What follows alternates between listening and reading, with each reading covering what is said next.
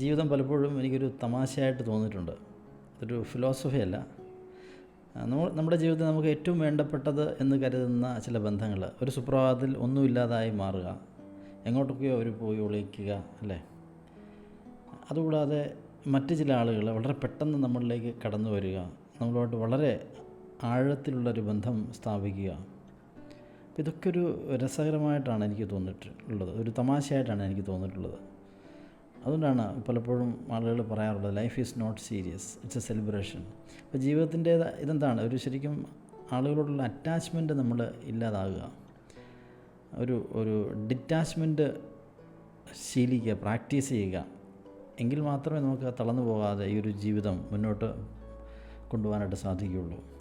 എങ്കിൽ മാത്രമേ ജീവിതം കൂടുതൽ മനോഹരമാകത്തുള്ളൂ. ഇല്ലെങ്കിൽ നമ്മൾ നോക്കുന്ന സ്ഥലങ്ങളിലെല്ലാം പ്രശ്നങ്ങളും പരാതികളും പരിഭവങ്ങളുമായിട്ട് മാറും.